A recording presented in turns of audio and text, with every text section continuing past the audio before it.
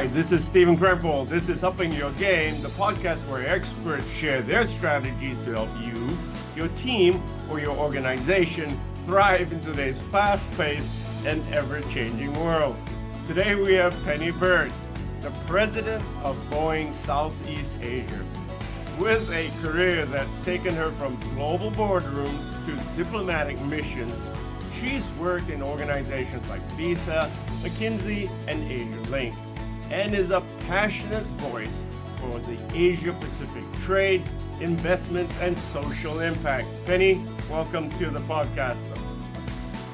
Thank you, Stephen. I'm delighted to be with you. All right, so here we go. This whole idea of the mindset for the 21st century for leaders and stuff. I have a question around this, though. What kind of mindset must a leader develop if they truly want to elevate their impact and effectiveness in an organization? Stephen, thank you. Great question. I think the simplest way I like to think about the mindset for leadership when it comes to elevating impact and effectiveness is having a growth mindset. Actually being open, curious, committed to risk-taking, and constantly able to think simultaneously about the task at hand and the future. But definitely, any leader wanting to navigate what is probably one of the most consequential periods of change since World War II needs a growth mindset, needs the ability to constantly be committed to learning, improving, and enhancing their effectiveness, both in the workplace and more broadly as a leader. Yeah, it's actually very funny because people talk about it, but yet I think that not every leader embraces it. I mean, your points, right? Being open, being curious, risk-taking. But I think that you knocked the nail on the head about being able to focus at a task at hand, but also having an eye of the future, because that's coming right around the corner, right? Don't you think? Absolutely. Absolutely. And I think one of the very difficult things to do, the more senior you get in leadership, Yep. the greater the to-do list every single day. You can feel every single moment just managing and navigating, the essential, what is absolutely in front of you. And many of us on the journey, we learn if we're going to be successful early on to tell the difference between urgent and important. We Yep. learn to prioritize, but actually very few people pause and learn, or in fact are taught the art of integrating into their daily habits as a leader, moving beyond, just getting the job done, into constantly thinking about elevating their leadership through taking a larger canvas and through constantly learning.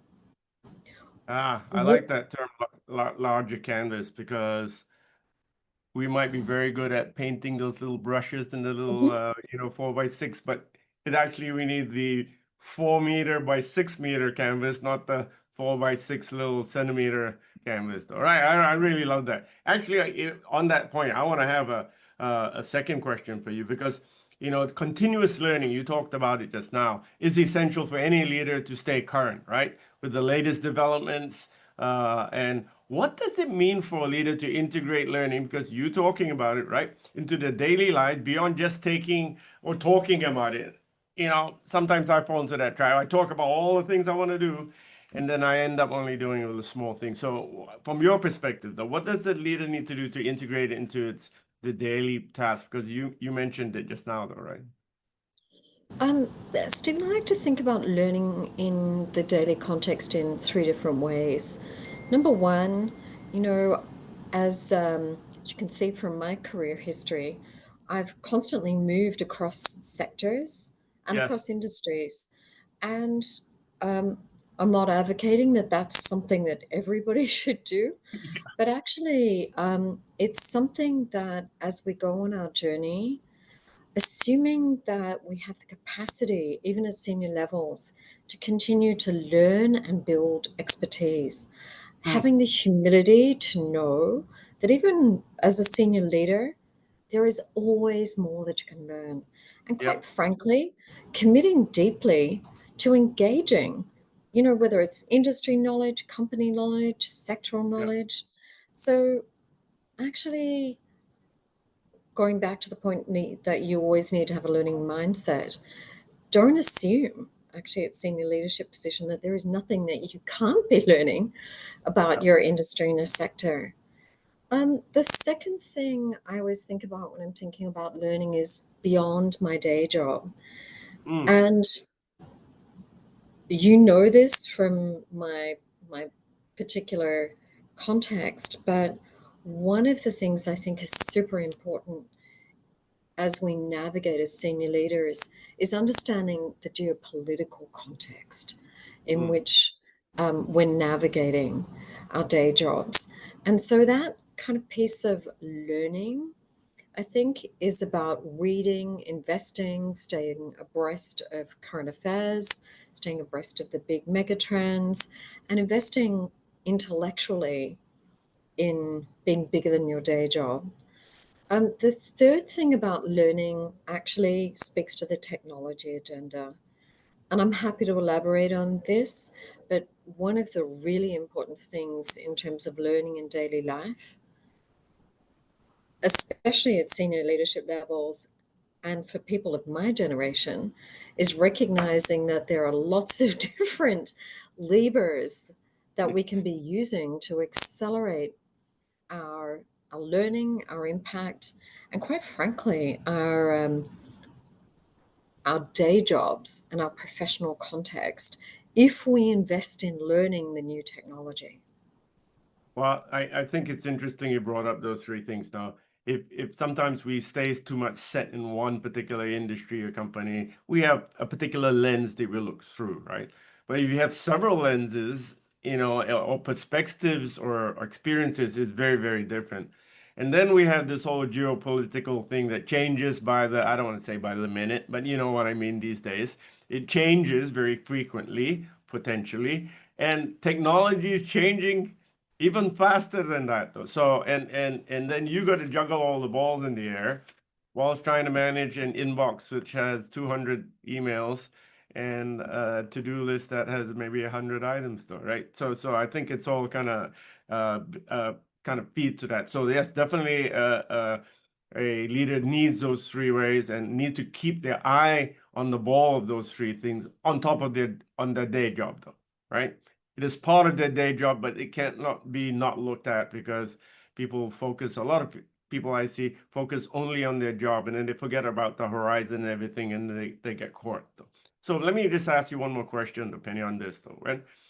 When you think about leaders who break through, right? So they manage all this and those three things you mentioned to that next level versus those who plateau, right? I just mentioned that, right? What role does their learning discipline? So it's really about this, man, and you probably embody it the best, right? Play a difference, though.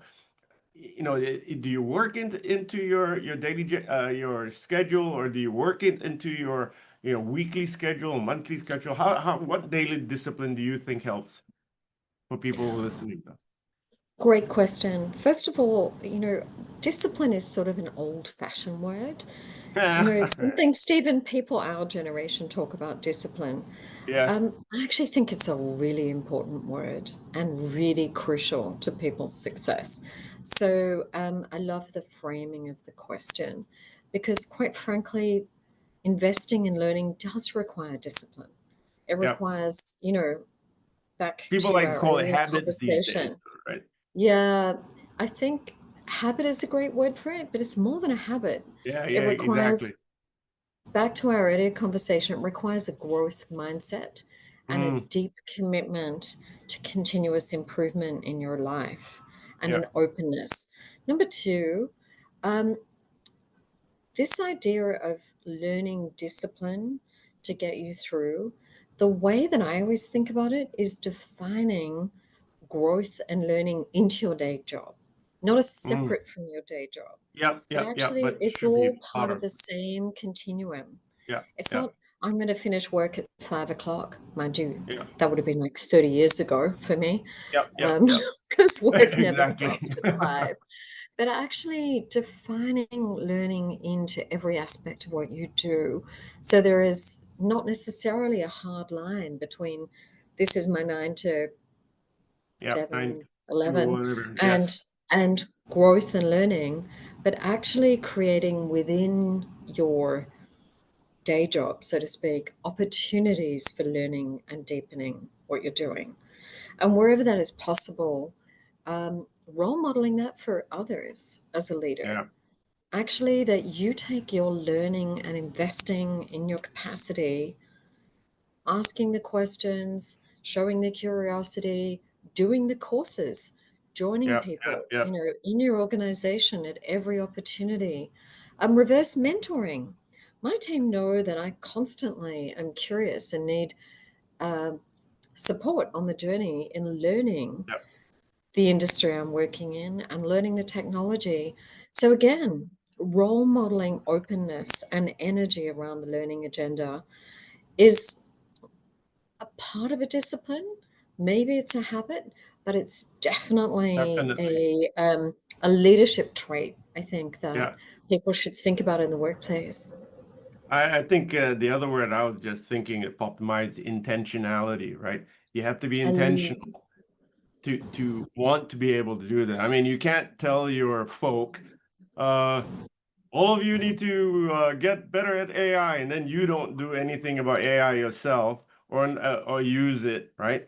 It doesn't quite do the whole role modeling and mentoring part, right? And sometimes it is reverse mentoring, and I like reverse mentoring because then it makes the person who's mentoring you feel good, though, especially if they up skill in a particular area that they are good in, right? So on that note, um, um, the other part about this whole 21st century skills leadership thing, and maybe we focus in Southeast Asia or something. There's this notion of heart and technology, right? So as leaders navigate this rapid rise of AI and technical skills, what human qualities do you believe are non-negotiable for long-term leadership success, especially in Southeast Asia, right? You're the president here. We know it's a very relationship-based kind of a culture in most of the countries, if not all the countries. Um, how does that play versus the whole technology push that we're pushing these days? thanks, Stephen. Absolutely. Just to agree strongly with you that actually not just Southeast Asia, but the Asia Broader Pacific Asia. more Yep. generally Yeah.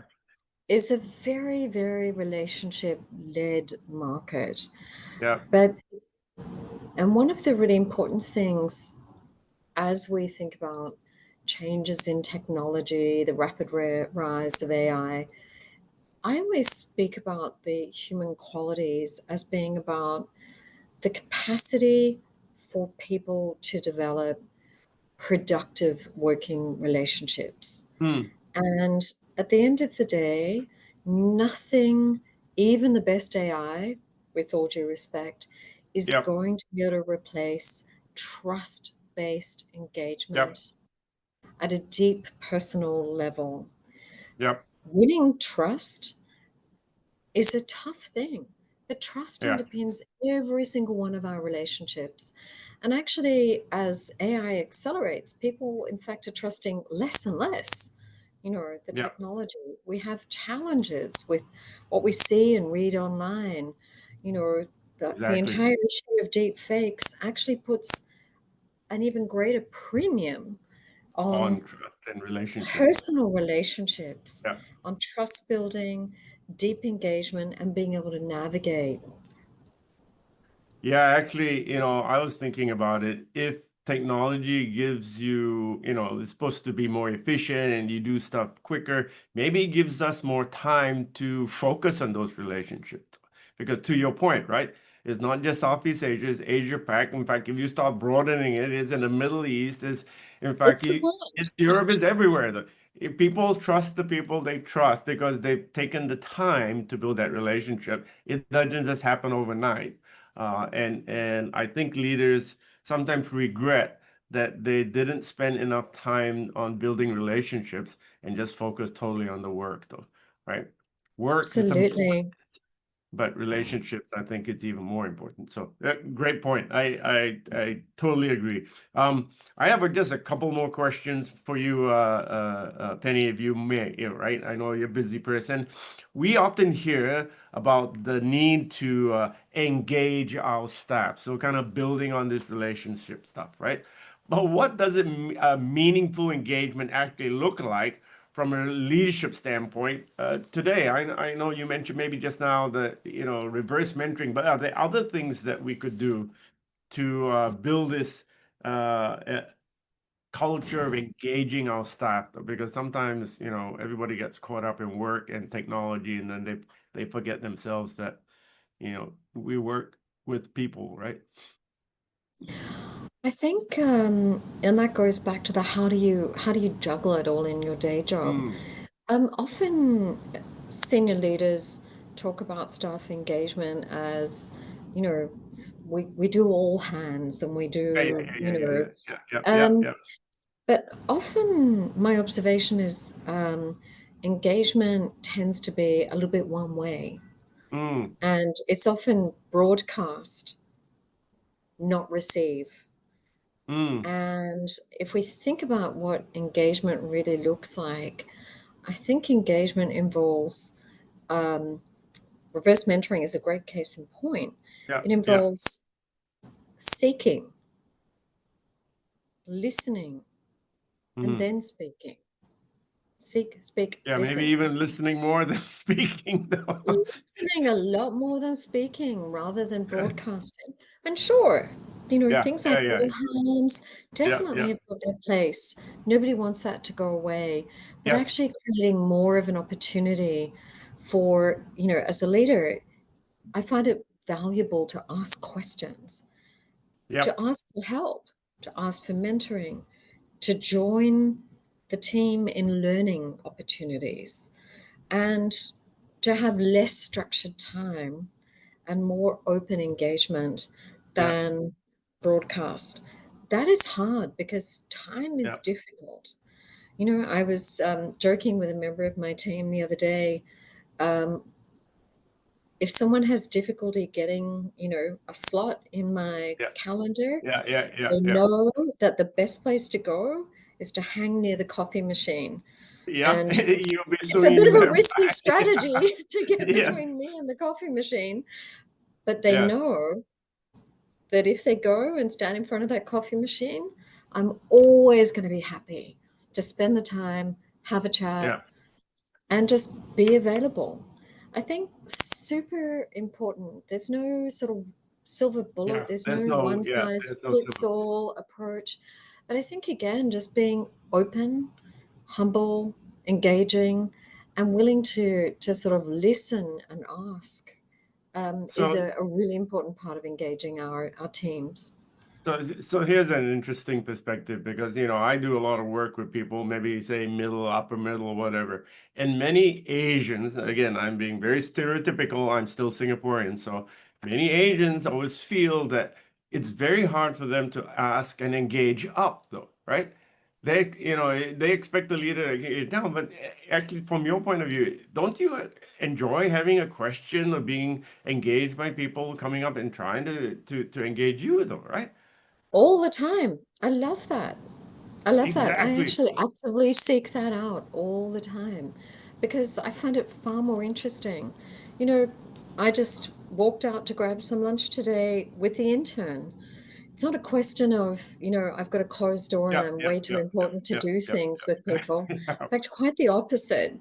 yeah. If people are not coming and walking in to have a chat, I am always, actively looking to go and find people in the team to engage because I find every interaction really energizing. I think that's back to that learning point. You know, I learn from every one Yeah, of these yeah. interactions and I come away really energized with entirely different viewpoints. So it's a question of not, is this an extra burden going and engaging with team members? It is, Yeah. oh my goodness, I'm so fortunate to have the opportunity to define this into my journey because I get more out of it than I actually Yeah. give. Yeah. Wow.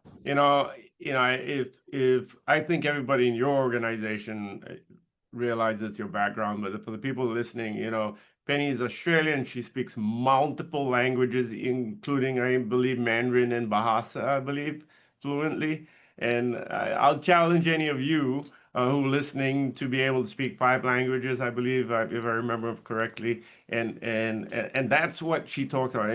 Penny is the epitome of learning. And she wants to, and it knows because it improves stuff. So I'm going to ask you this last question, Penny, because we all have things to do here, and especially yourself. But we'll continue on this whole trust thing, right? But trust is everything in a customer relationship, and in your Mm-hmm. organization, it's really important because you have big customers, and customers is important for all organizations, right? Um, so especially in this relationship-driven Southeast Asia market, and we know it's beyond Southeast Asia, but how do you build and then protect that trust as a leader? Because you know many decisions are just based on that relationship. I remember the one time, and I'll tell the story, and then you chime in, because in Indonesia, right? And we had one of our leaders come in, and we had a Monday morning meeting. Though he got invited to a golf game on Sunday, though. He refused to go, though. Okay. So Monday morning, the Indonesian leader sat there very nicely with his team and our team. And then he said in Bahasa, but I understand Bahasa, to his number 2 person, I invited this gentleman to play golf with me yesterday, and he refused. So I'm going to politely pretend to go and get some coffee, and I'm not returning, and you carry on with the meeting. Boom, he left. He didn't come back at all. Right? So that's maybe out of context, but back to the relationship, right? What's for yourself with your customers, the relationship in Southeast Asia and beyond is a big thing. How do you continue to build and protect that? I think, trust is such a difficult concept because Yeah, everybody defines slightly trust different. Yeah, differently. differently. I think um, you've highlighted an area that I think is super important as we operate internationally and globally. That is deeply understanding the Mm, context and the culture mm, of your customers or yeah, your colleagues, in yeah, fact, yeah, and your exactly. community. It's not just enough to operate in exactly the same way in Yeah, every single context. yeah, It's whether it is with a team member or whether it is when you're doing business with a new company in Indonesia or meeting with a minister in Cambodia. yeah, It yeah. is deeply investing in understanding the context and the culture, number one. Number two, communicating transparently, honestly, Mm, carefully, and respectfully. mm, Sometimes over communicating, yeah, but really engaging constantly in a dialogue. And the third thing I think is really crucial to building trust is actually owning problems. mm, It's it's ownership, taking responsibility and being prepared to hear tough messages and problem solving them. yeah, You know, I always like to say, as a former diplomat, that there is no problem that yeah, can't be talked about. yeah, But exactly. actually, trust gets damaged when people want to avoid the difficult issues Yeah, and not own them. Um, Even when it's really hard, owning the problems and then being committed to resolving them, addressing them honestly, frankly, that goes a really, really long way to try to building trust. And I think it can be hard, can be so hard, particularly when we're trying to communicate cross-culturally, when we're communicating in a pressured business situation. yeah, But it comes to me at the end of the day, when you break trust, is when yeah. you don't commit with responsibility and ownership. Totally. Ladies and gentlemen, if you haven't picked up those 4C words that Penny brought up, understanding the context, the culture, community, and then communicate, right? Communicating. But the biggest one is, owning the problem and just communicating the problem, because we all want or have to solve problems for our customers.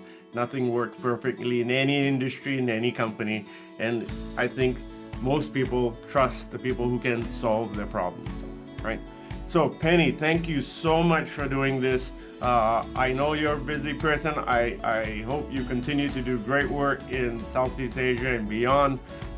It's a pleasure to have you here, and I thank you so much for being on our podcast. Stephen, as always, pleasure is mine. I love, as you know, speaking with you, and I'm so grateful for the opportunity. Thank you.